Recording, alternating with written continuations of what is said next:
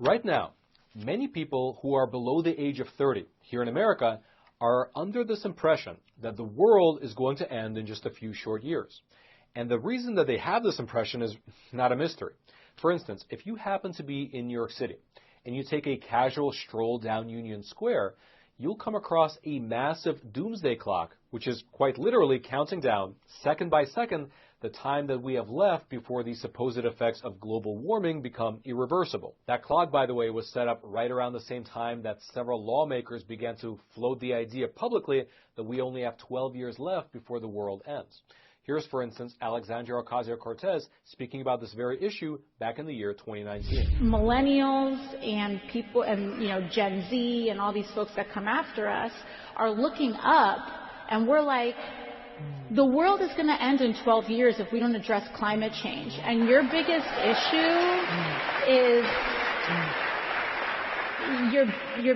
issue is how are we going to pay for it?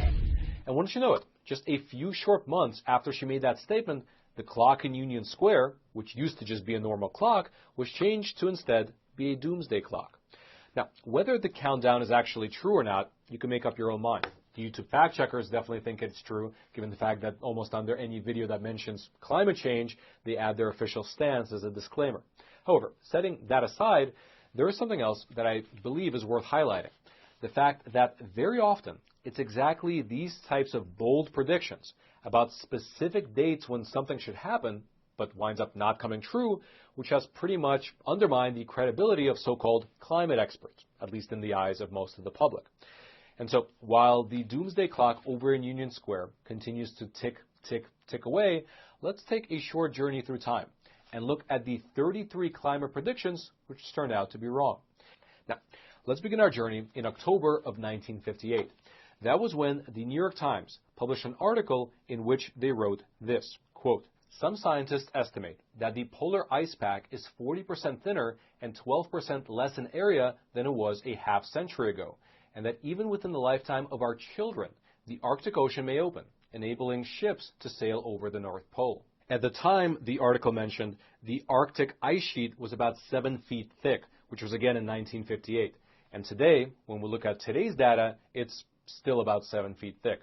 Then we can fast forward to November of 1967, and here's what the Salt Lake City Tribune reported on the issue of the coming famine. Quote, "It is already too late for the world to avoid a long period of famine." Now, this article was citing the work of Mr. Paul Ehrlich, who was a Stanford University biologist, and his prediction was that by the year 1975, there will be global famines due to overpopulation.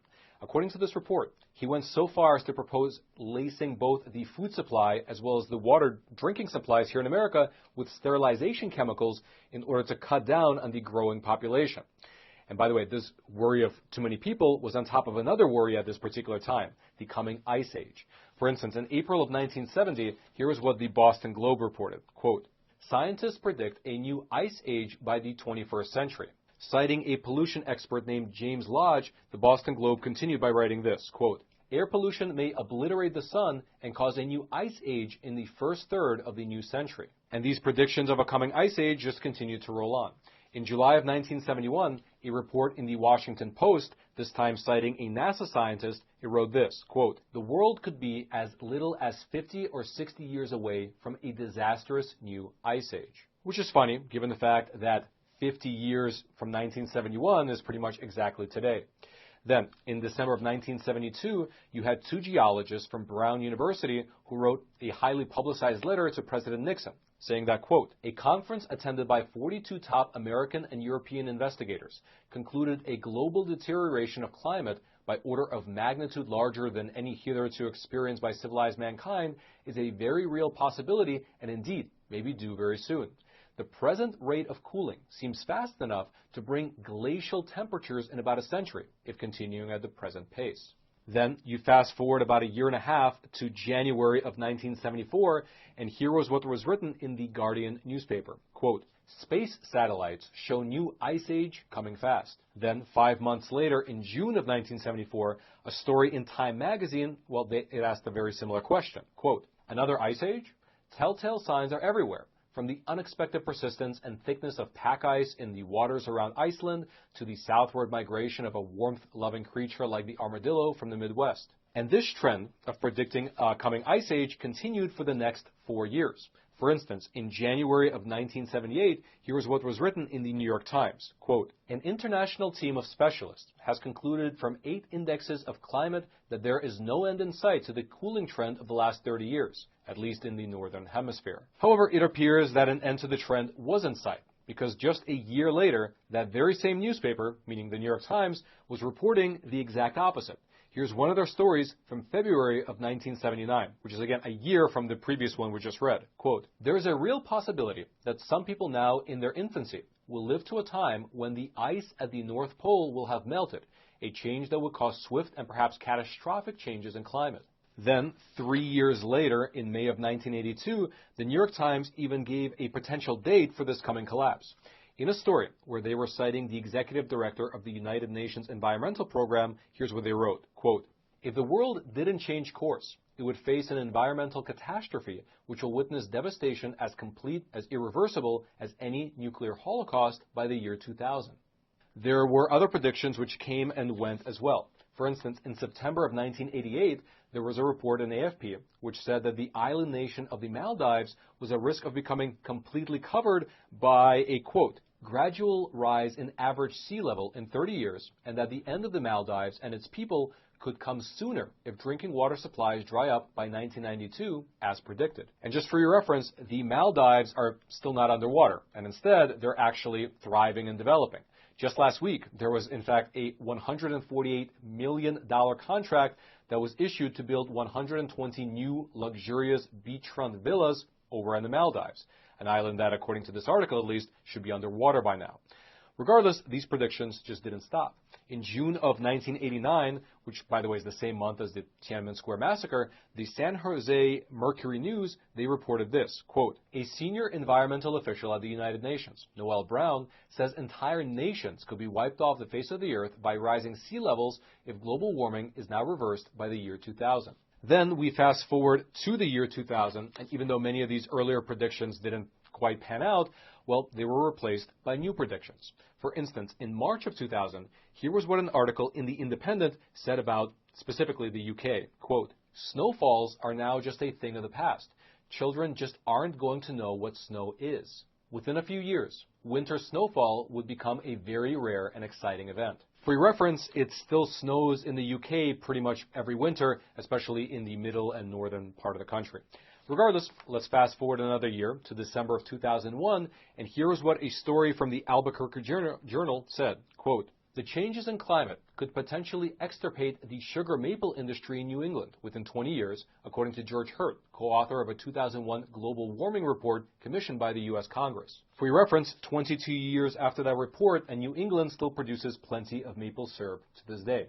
Then we fast forward another 3 years to February of 2004, where a story within the Guardian newspaper exposed, quote, a secret Pentagon report that predicted climate change will lead to nuclear war, major European cities will sink into the ocean, and Britain would descend into Siberian climate by the year 2020.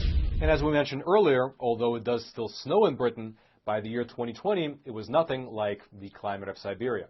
Regardless, we fast forward another 2 years, and in January of 2006, the Associated Press, while paraphrasing Al Gore, they wrote this, quote, unless drastic measures to reduce greenhouse gases are taken within the next 10 years, the world will reach a point of no return. Then the following year, in November of 2007, the New York Times quoted the head of the United Nations Climate Panel, who said this, quote, this year was the defining moment of the climate change fight. If there is no action before 2012, that's too late. In that same month, Canada's CanWest News Service, while paraphrasing another polar researcher, they wrote this, quote, the Arctic Ocean could be free of ice in the summer as soon as 2010 or 2015, something that hasn't happened in more than 1 million years. And this Arctic Ocean without ice prediction began to gain traction. For instance, the next month, in December of 2007, here was a story in the Associated Press citing a NASA scientist. Quote, Arctic sea ice gone in summer within 5 years? At this rate, the Arctic Ocean could be nearly ice-free at the end of summer by 2012. In that same month, by the way, the BBC, they had a slightly different prediction. Citing another climate expert, here's what the BBC wrote, quote, Arctic summers ice-free by 2013? Our prediction of 2013 for the removal of ice in the summer is not accounting for the last two minima in 2005 and 2007. So given that fact, you can argue that maybe our projection of 2013 is already too conservative. Then, a few months later, in March of 2008, you had Xinhua, which is China's official propaganda mouthpiece, citing a Norwegian official who wrote this, quote, if Norway's average temperature this year equals that in 2007, the ice cap in the Arctic will all melt away, which is highly possible judging from current conditions. For your reference, Norway's average temperature did actually slightly increase from the year 2007 to the year 2008, but the ice did not melt. Regardless, a month later, in April of 2008, there was a report in New Scientist magazine which was citing the director of the National Snow and Ice Data Center, and they wrote this, quote, the North Pole could be ice-free in 2008. There is this thin first-year ice even at the North Pole at the moment. That raises the specter, the possibility that you could become ice-free at the North Pole this year. And these ice predictions just kept piling on. For instance, in June of 2008, you had the National Geographic News, it's a news outlet, citing an environmental scientist writing this, quote, we're actually projecting this year that the North Pole may be free of ice for the first time in history. In that same month, the Associated Press, paraphrasing a NASA scientist this time, wrote this, quote, in 5 to 10 years, the Arctic will be free of ice in the summer. Then, just a year later, you have probably one of the most famous predictions that have been made. USA Today, citing the former U.S. Vice President, Mr. Al Gore, they wrote this, quote, the Arctic Ocean may be nearly ice-free in the summer as early as 2014. And again, these predictions just kept snowballing, no pun intended. In summer of 2012, the Australian wrote this, quote, enjoy snow now. By 2020, it'll be gone. In July of 2013, you had The Guardian, quote, ice-free Arctic in 2 years heralds methane catastrophe, says a scientist. Then in August of 2017, you had the Sydney Morning Herald, quote, snowy retreat, climate change puts Australia's ski industry on a downhill slope. For the last one, by the way, the weather data shows that over in Australia, it's been snowing quite as usual in recent years. Then we get to January of 2018, and this was when a Forbes article, citing a Harvard University professor, wrote this, quote, the chance that there will be any permanent ice left in the Arctic after the year 2022 is essentially zero. For your reference, even though the odds were against it, at this very moment, there is about 5.6 million square miles of Arctic sea ice. Then, in June of 2018, Ms. Greta Thunberg, the young climate activist, she shared a story on Twitter which was titled this, quote, top climate scientist says humans will go extinct if we don't fix climate change by 2023. To which Greta added this, quote, a top climate scientist is warning that climate change will wipe out all of humanity unless we stop using fossil fuels over the next 5 years. Now, for some odd reason, Greta decided to delete that particular tweet earlier this year. And she was not the only one that had to delete her earlier prediction. That's because in January of 2020, Glacier National Park had to remove one of their signs because that sign claimed that all the glaciers would be melted away by the year 2020. Which would be an awkward thing to read in the year 2020 when you can still see the glacier in the background. Then, in December of 2021, the LA Times ran a story with this headline, quote, a no-snow California could come sooner than you think. Interestingly enough, a few weeks after this article was published, researchers over at UC Berkeley announced that California actually had the snowiest December on record. Regardless, though, a year later, in August of 2022, Bloomberg reported this, quote, the end of snow threatens to upend 76 million American lives. However, it's worth noting that just a few months later, the Sierra Nevada mountains saw their second snowiest winter on record. And then, of course, right now, right at this moment, California is getting blasted with a bomb cyclone with record levels of snow coming down quite literally as we speak. Which all brings us neatly back to the doomsday clock over in Union Square, which claims that we only have a few years left. And you know what? This time, they might be right. Like the boy who cried wolf too many times, well, this time, it might really be the end. However, in a more realistic assessment, after going through this entire list of 33 predictions which didn't quite pan out, it seems like these climate predictionists are shooting themselves in the foot. Because instead of just presenting the data and the research that they were able to pull together and explaining to the people, explaining to the public at large their findings in a rational and clear way, it seems like instead they just insist on continuing to issue these predictions one after the other. And these predictions, after they fail to materialize, well, they lead more and more people to trust these so-called climate scientists less and less. Perhaps that would explain why it's mostly young people at these climate protests. Since they haven't lived through the past 50 years of these predictions, they perhaps assume that this latest prediction is the only one, and therefore it must be right. Now again, I am not anything close to a climate expert or a climate scientist, and as to the question of whether there is indeed a climate crisis or not, well, you can decide that for yourself after looking into the data. I'm only pointing out the fact that if you look at all these predictions that were promulgated by the media, and if you took them seriously over the past 50 years, you would have been not only stressed out, but you would have also been wrong.